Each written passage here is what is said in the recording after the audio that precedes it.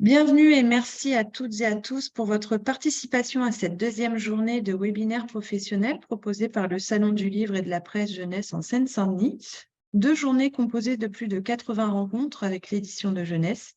Nous sommes également heureux de vous inviter au Salon qui s'apprête à ouvrir ses portes mercredi prochain, le 30 novembre, et qui se déroulera jusqu'au lundi 5 décembre à Montreuil.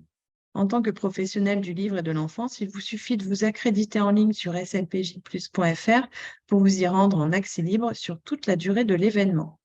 Le webinaire à suivre, ressources pédagogiques accessibles pour les 3-12 ans. Donc, sachez qu'il y a un espace questions-réponses sur lequel vous pouvez poser vos questions tout au long du webinaire et on prendra quelques minutes à la fin du webinaire pour répondre aux questions. Très bon visionnage, très bon webinaire. Bonjour à tous, je suis Julie Guillemino, donc la cofondatrice et la présidente de l'Imprimerie. Je vais vous partager mon écran. J'ai préparé une présentation. Donc l'Imprimerie, en quelques mots pour ceux qui ne nous connaissent pas, on est une maison d'édition papier et numérique de livres illustrés. Et l'Imprimerie, c'est la marque éditoriale de la société Les Imprimeurs. On édite du livre papier depuis 2016 et on a maintenant plus d'une cinquantaine de titres à notre catalogue, parmi lesquels on a donc de la bande dessinée avec la collection Pauline. On a de l'album illustré, on a une grosse collection autour de l'adaptation de courts-métrages d'animation en album qui s'appelle la Chouette du cinéma, avec un dernier titre qui vient de sortir, un hérisson dans la neige, pour accompagner le programme de Noël. Et on édite aussi des albums documentaires, dont le dernier titre est Chant et danse au cinéma, sur le genre de la comédie musicale. Mais on est aussi engagé dans différents projets, des projets coopératifs au niveau européen avec la société Les Imprimeurs. On travaille à trouver des solutions papier et numérique pour les publics dont l'accès à l'écrit et à l'apprentissage est rendu difficile pour X raisons, des troubles, le handicap, les situations économiques, professionnelles, scolaires, les parcours de vie, etc. Et pour cela, on travaille avec des institutions scolaires européennes, des institutions spécialisées dans les troubles de l'apprentissage, des associations. Et donc, notre mission, c'est donc d'imaginer des contenus papier et numérique pour faciliter l'inclusion et l'apprentissage tout au long de la vie. Donc, mon objectif, là, rapidement, c'est de vous présenter les nouveaux projets que nous avons en cours pour les 3-15 ans. J'ai un petit peu agrandi la tranche d'âge. Je souhaitais vous présenter donc notre approche éditoriale et puis les futures collections d'e-books qui allaient arriver et qui seront en accès libre. Donc, le point de départ, en fait, chez nous, pour construire ces différents projets, c'est d'essayer de proposer des ressources tout au long de l'évolution de l'enfant. Et le point de départ pour nous, c'est la maîtrise de la parole. Effectivement, on considère que la parole, c'est le socle de tous les apprentissages et que, avant même d'apprendre à lire, à écrire, en fait, un enfant doit apprendre à parler. Et s'il apprend à bien parler et à aimer parler, eh bien, ça sera plus facile pour lui d'aller vers la lecture et vers l'écriture. Et donc, c'est pour ça qu'on commence avec 2 projets qui sont consacrés à l'expression orale et qu'on a créé autour du conte pour favoriser l'expression orale.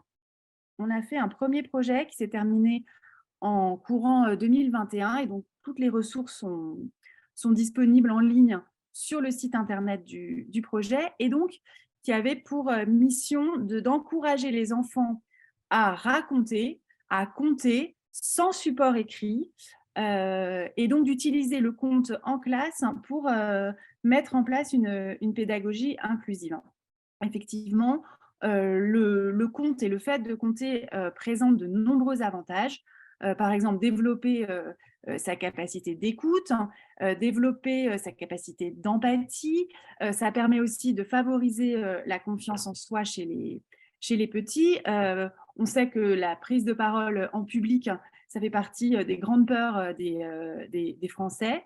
Ça permet aussi de construire une relation très particulière avec la langue et donc d'emmener plus facilement vers la lecture et vers l'écriture. On sait que ça stimule effectivement la mémoire, l'imagination et permettre aux enfants de compter et de les inclure dans, dans un atelier ou dans une pratique où on écoute l'autre, où chacun peut prendre la parole avec ses moyens et ses propres outils. Ça permet de contourner certains obstacles que l'on a dans des méthodes plus traditionnelles et où l'écrit et la lecture sont prégnants. Donc, dans le prolongement de ce projet, on est en train de travailler sur Storias, qui est un projet qui a démarré en 2021 et qui se terminera à la fin de l'année prochaine.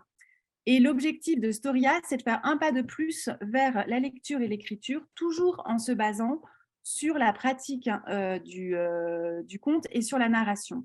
Donc, on a décidé de créer des boîtes à histoires qui doivent permettre de proposer une expérience multisensorielle sur la pratique de la narration en stimulant du coup des pratiques visuelles, en proposant des supports graphiques pour compter, des pratiques de mouvement kinesthésiques et puis évidemment des pratiques auditives. Ces boîtes à histoires doivent être le socle pour permettre à l'enfant ensuite d'être capable de raconter sa propre histoire et de la faire évoluer en vocabulaire, en complexité, en structure de récit au fur et à mesure de ses acquisitions.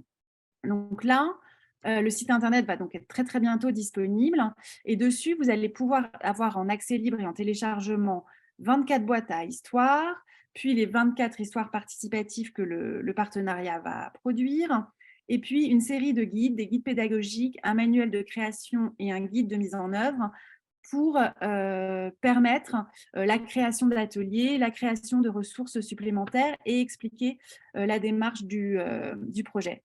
Là, je vous ai mis un exemple de boîte à histoires autour du conte d'Orphée et Eurydice.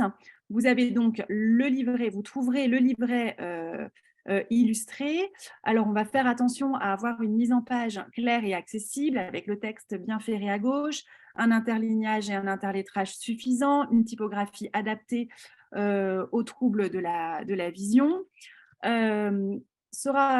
Ce livret va aussi être accompagné d'un cahier d'activité où l'enfant sera amené à faire des exercices graphiques pour s'entraîner à tracer des formes, puis des lettres, jouer avec les typographies, jouer avec les lettres. L'idée de ces livrets, c'est de proposer une expérience ludique en fait de l'écriture, une expérience esthétique, avoir le plaisir de dessiner pour l'emmener vers l'écriture. Et puis, là, dans cette boîte-là, par exemple, on va proposer à l'enfant de créer son livre accordéon. Donc, on va fournir les planches avec les illustrations à découper et il pourra ainsi créer son propre livre accordéon, coller les éléments de l'histoire comme il l'entend et raconter son histoire comme il l'entend. Et là, je vous ai mis un deuxième exemple, donc ça sont des prototypes, mais un deuxième exemple de boîte à histoire autour de l'histoire La Fleur de Fougères, où on retrouve toujours le livret illustré et le cahier d'activité. Et là, cette fois, on propose des silhouettes à découper et on propose un atelier pour créer son petit théâtre d'ombre. Donc, l'idée de ces boîtes à histoire, c'est aussi de proposer un large éventail en fait, de techniques pour raconter et de supports graphiques. Ensuite, en deuxième volet dans les projets, pour les plus grands, je voulais vous présenter les projets qui tournent autour du livre numérique enrichi. Donc, ça fait partie de nos spécialités à l'imprimerie et on est convaincu du bénéfice du récit interactif et du livre numérique enrichi dans l'apprentissage des compétences de base. Donc là, je vais vous présenter 3 projets qui développent des collections d'e-books sur les thèmes des compétences de base. Donc, on a un premier projet qui s'appelle Récréamat, qui s'adresse aux 4-7 ans, le point de départ de ce projet, c'était de proposer, de s'inscrire dans l'éducation non formelle des mathématiques et donc d'encourager l'apprentissage et la découverte des notions mathématiques par l'expérimentation, par le jeu, par le storytelling, et donc de se concentrer plutôt sur une sensibilisation de l'enfant au langage mathématique, à la langue mathématique et au raisonnement mathématique, plutôt que de le stimuler sur des compétences purement de calcul ou de mémorisation, où de nombreux enfants pourraient être rapidement en difficulté avec avec cette approche-là. Et donc, on a développé toute une série de supports pédagogiques à exploiter en milieu scolaire ou en milieu périscolaire pour proposer une approche différente de l'apprentissage des maths. Donc là, je vous ai indiqué le site internet du projet où là encore, les ressources seront montées dans toutes les langues du partenariat et librement accessibles et téléchargeables. Il y aura un guide méthodologique qui explique notre approche. C'est ce que je vais vous présenter aujourd'hui. Vous allez avoir une bibliothèque d'e-books interactifs autour des mathématiques. Le partenariat a aussi imaginé des expositions mathématiques qui sont avec soit des objets physiques, soit des objets virtuels. Les objets physiques ont été pensés sur mesure, donc c'est des objets à manipuler, ça peut être des jeux, pour pouvoir permettre à l'enfant d'expérimenter une notion mathématique qui peut lui apparaître de premier abord abstraite. Et ces expositions mathématiques, elles ont été faites avec des modèles 3D que nous allons mettre à disposition sur le site internet avec des tutoriels pour les utiliser ou pour les créer ou pour les adapter. Voilà, donc tout ça, ça sera en ligne. Il y a déjà pas mal de contenu en ligne. Ce projet se terminant au printemps prochain. Donc, vous allez pouvoir retrouver tout ça sur le site internet du projet. Et là, je voulais vous présenter donc la collection de livres interactifs Récréamat, avec d'un côté 5 histoires interactives originales qui ont été créées pour le projet et 2 e-books d'activités qui viennent dans le prolongement de ces histoires interactives. Alors, les histoires, là, vous pouvez les retrouver ici. Elles ont été conçues pour 2 niveaux, donc pour le niveau 4-5 et le niveau 6-7. Donc, l'histoire reste la même, mais les activités qui sont proposées à l'intérieur de l'histoire, donc qui viennent régulièrement ponctuer l'histoire, sont adaptées en fonction du niveau choisi. Et donc, là, je vous ai indiqué, donc il y a les titres. Donc, vous voyez, on a essayé de reprendre des situations quotidiennes pour montrer à l'enfant, en fait, que les maths font partie de la vie quotidienne, qu'il fait sans s'en apercevoir en permanence des maths. C'est un peu comme le français, on pratique le français en permanence. Donc, ce n'est pas tant la question de savoir si on aime ça ou si on n'aime pas ça, c'est juste de réaliser que ça fait partie intégrante de nos vies et donc elles sont accessibles, ces matières-là sont accessibles absolument à tout le monde. Et donc, je vous ai mis les notions qui étaient évoquées dans chacune des histoires. Donc là, par exemple, dans Oscar et Léo qui découvrent les 4 saisons, on a ces 2 personnages qui se promènent dans la forêt au fil des saisons. Et donc, chaque saison amène son lot de phénomènes naturels, mais aussi de possibilités d'aborder des notions mathématiques. Donc là, par exemple, on est à l'automne, les feuilles tombent et donc les deux personnages regardent le tapis de feuilles au sol et remarquent effectivement qu'elle compose presque un motif. Et donc, un des personnages demande « mais qu'est-ce qu'un motif en fait ?» Donc, on explique ce que c'est qu'un motif et on a une série d'activités autour de la reconstitution de motifs à partir des feuilles. Ensuite, plus loin, ils se disent « tiens, ça serait l'occasion de sculpter une citrouille » et donc, sculpter une citrouille permet d'aborder la notion, par exemple, des formes, le triangle, le carré, pour construire le visage de sa citrouille. Donc, toutes les histoires sont construites sur ce modèle-là. Et dans les e-books activités, on a proposé 2 activités pratiques. D'un côté, un e-book de recettes, donc c'est une recette de tarte aux pommes, où l'enfant va être amené à compter le nombre d'ingrédients, à choisir le temps et à mobiliser donc des compétences mathématiques pour réaliser sa tarte aux pommes. Et l'autre e-book proposé, c'est une promenade mathématique dans Paris où les personnages vont évoquer des notions de distance, de forme dans la ville. Voilà, voilà un peu l'esprit de Récréamat. Et donc, ces e-books sont en ligne et en téléchargement sur le site internet du projet. Ils sont compatibles, tous supports, hormis liseuse, bien sûr. Le deuxième projet autour du livre numérique, c'est Abibooks.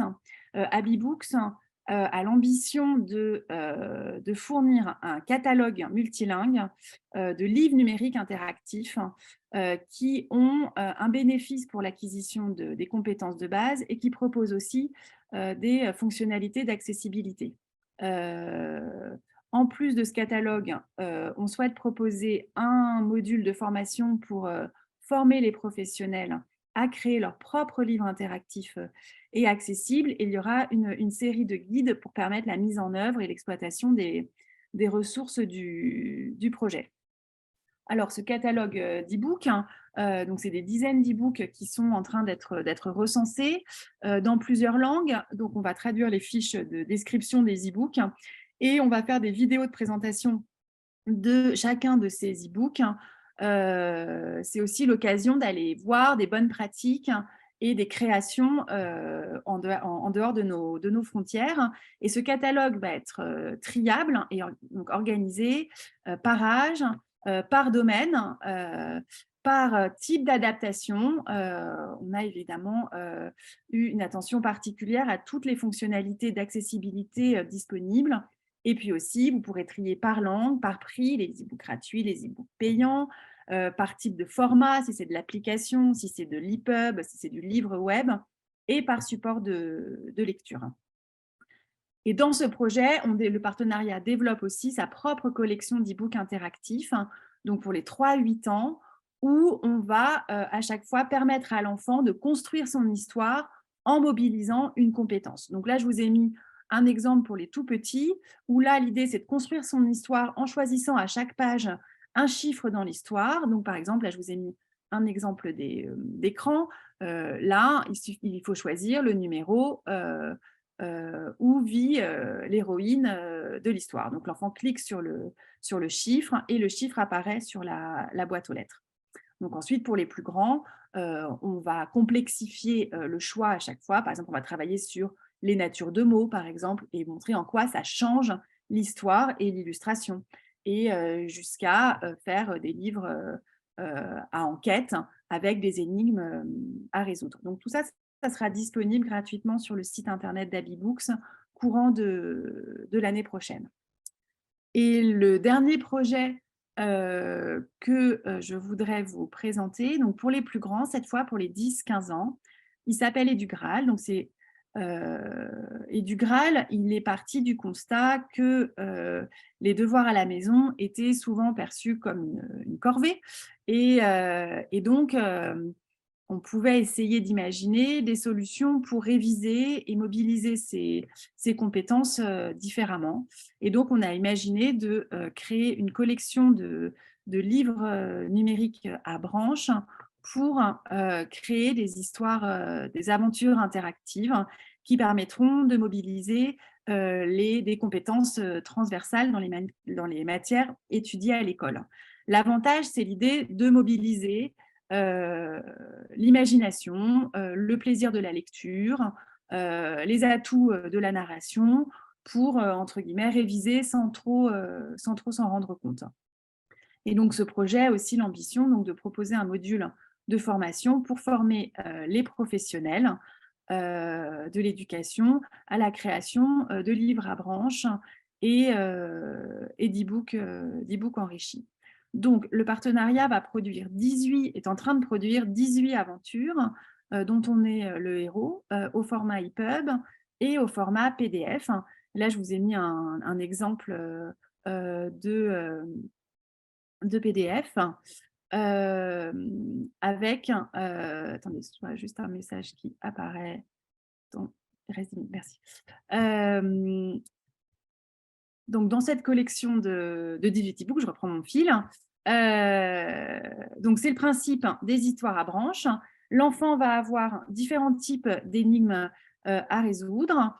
On a fait attention là aussi, on est en train de travailler sur la mise en page de ces histoires. Alors, elles seront proposées au format numérique, a priori au format Reflowable, pour permettre effectivement toutes les fonctionnalités d'accessibilité que permet ce format grâce aux différentes applications de lecture.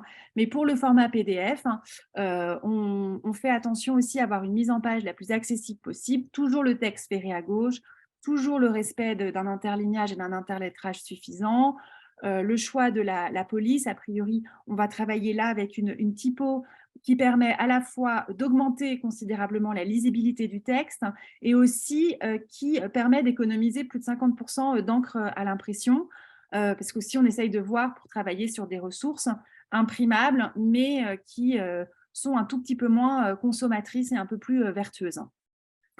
Et donc, les domaines qui seront abordés dans ce projet-là sont les mathématiques, les sciences. On va travailler aussi sur les langues étrangères, sur l'histoire, sur la littérature et sur la géographie. Donc, toutes ces collections, tous ces e-books vont être disponibles sur le site internet du projet. Alors, ce projet-là, il va durer un peu plus longtemps. Il sera terminé dans 1 an et demi, mais on va commencer à monter et à tester les e-books dès le début d'année prochaine. Voilà, donc voilà un petit peu pour les différents projets autour du livre numérique et autour de l'accès à la lecture et des compétences de base que nous sommes en train de développer. On est bien sûr à la recherche toujours de témoignages, de tests, de nos ressources, de commentaires, d'évaluations. Voilà, donc on est tout à fait ouvert à toute critique, tout échange, toute question. C'est très important pour nous de pouvoir avoir le retour des utilisateurs. J'en ai profité aussi pour ajouter une slide sur les autres projets qu'on a et qui sont, eux, terminés, à l'exception de Team of Art qui se termine à la fin de l'année.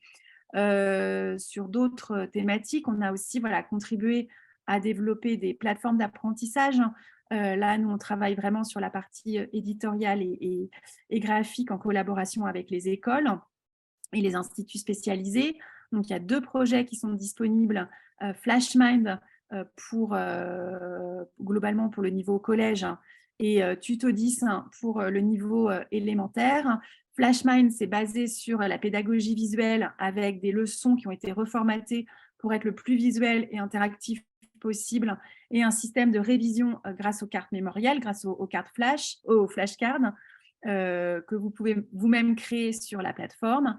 Et Tutodis, c'est une banque d'exercices adaptée aux élèves ayant des troubles 10. Et il y a aussi des auto-évaluations à destination des parents et des enfants, où on invite justement à ensuite pour sensibiliser à la question des troubles 10, et on invite ensuite les parents à se diriger vers un professionnel. On développe aussi des projets autour des expositions virtuelles, enfin de l'accès à l'art et aux œuvres d'art. Donc, on a VX Designer qui permet en fait de créer en ligne sa propre exposition à partir des banques patrimoniales européennes, et qui permet donc de travailler sur ces notions avec les élèves. Et on a aussi Team of Art qui va donc se terminer à la fin de l'année, qui était un projet qui était en soi conçu pour les adultes, mais qui est tout à fait accessible donc pour des adolescents dès le collège. Et l'idée, c'est de proposer sous forme de bandes défilées les œuvres d'art avec un commentaire en langage clair. Il y a aussi un glossaire accessible en facile à lire et à comprendre. Et puis, on a développé aussi des bibliothèques de ressources. Donc, la première qu'on avait développée, c'est Dyspraxiateca, qui réunit des e-books, des modèles de leçons, des fiches pratiques et des exercices autour de la dyspraxie, et donc des ressources qui sont adaptées aux enfants dyspraxiques. Et puis, un projet qui propose des ressources pédagogiques en langue visuelle et en signes internationaux, donc Open Sign, donc qui a été un projet qui a été une collaboration avec des professionnels sourds et des écoles pour des enfants sourds, et où on a voulu réfléchir à une langue des signes la plus visuelle possible pour être cette fois inclusif entendant. Et pas toujours être inclusif malentendant, mais cette fois essayer de faire des vidéos qui sont compréhensibles par des personnes qui ne maîtrisent pas la langue des signes, et essayer de viser un projet assez universel, puisque vous le savez sans doute, les langues des signes sont comme les langues parlées, propres à chaque pays. Elles sont même parfois régionales. Et donc là, on a essayé de travailler sur une langue la plus visuelle. Voilà, donc tous ces projets auxquels on participe, ils sont soutenus par l'Union européenne. Les projets là que je vous ai présentés sont dans le cadre du programme Erasmus+. Donc c'est pour ça qu'ils sont intégralement libres d'accès et resteront toujours gratuits et exploitables. Si vous avez évidemment la moindre question, on est disponible par mail.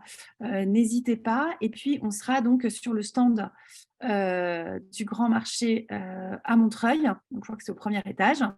Et notre stand, c'est le B23B, normalement. Voilà, je vous remercie beaucoup pour Alors, Julie, on votre a une attention. question justement en direct. Voilà. Une question de Marie-Jo qui vous demande: avez-vous testé vos outils auprès des enfants instruits en famille pour des raisons de difficultés scolaires liées au handicap? Alors, pour des enfants instruits en famille, non, on n'a encore jamais fait ça. On a toujours testé nos ressources en école, que ce soit en école classique ou en école spécialisée, ou alors en contexte complètement, enfin à la maison. Mais effectivement, dans ce cadre-là, jamais. Et je serais tout à fait preneuse d'avoir cette possibilité-là. Alors, on n'a pas d'autres questions. J'en profite pour indiquer aux personnes qui ont suivi ce webinaire qu'ils pourront le retrouver en replay après le salon. Les replays commenceront après le salon sur l'espace Marcom, donc dans un premier temps, et également visionnable sur YouTube, sur le YouTube du salon, mais en janvier, à partir de janvier, pour les replays YouTube. Voilà, petite indication. Nous n'avons pas d'autres questions. Donc, je vous remercie beaucoup, Julie. Je vous souhaite un très bon Merci salon beaucoup. du livre. Merci à tout le monde d'avoir participé et suivi ce webinaire. Et on se retrouve très prochainement sur le salon.